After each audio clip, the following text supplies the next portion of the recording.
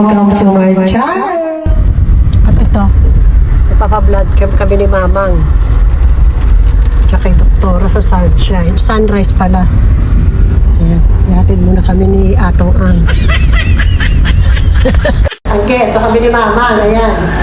Check up na naman.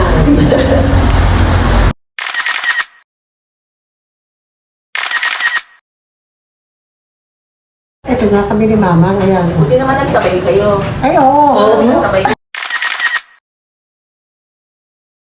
Okay, tapos na kami ni Mamang. Pauwi na kami. Nag-commute kami. Nag-tricycle kami. So, sa noon kami dadaan. Bibili kami ng arroz caldo. Bye-bye! At ito nga, check-up namin ngayon. Ihahatid muna kami ni Atong Ang. At ito nga, pupunta na kami na naman sa check-up na namin ni Mamang. Kung ano ang resulta, hindi namin alam. Ito na naman, mawawala na naman ako ng gana kumain sa antibiotic na yan. Ay, naro. Mamamayat na naman ako. Mawawala ako ng gana kumain. Mabuti, bago magsabong si Atong Ang, ay naihatid muna kami. Okay, una kami ni Mamang. Kahapon pa kasi kami, nakalista na kami, pero una talaga kami. True, malaki ang kinikita ni Doktora. Kaya amin na lang yung candy. Doktora, sarap na candy nyo. Silimot, no? Sinimot. May pa-candy pa si Doktora. Ba, syempre. Hindi ganyan talaga siya pag ano. Apo? Dito na ako Sige. Tawagin ko lang si... Hey, malinis. Binibigyo? Hindi ba bawal, Doktor? Severe infection. Yun. Thank you, Lord.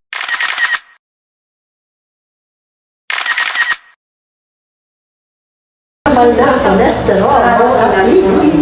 Thank you, Doktor. 220.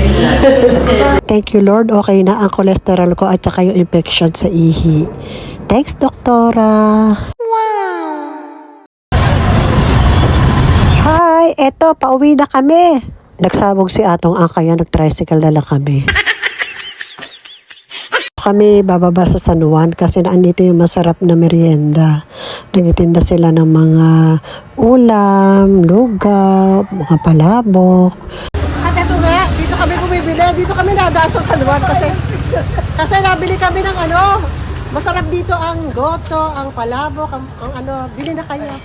Highly recommended. Okay, bye-bye. Ito nga. Dito. Dito simbahan. Ayan, ito yung simbahan ni Mamang TFC, ayan. At ito nga, naglalakad na kami. Sarap na mainit. Okay naman at meron kami vitamin D sa araw.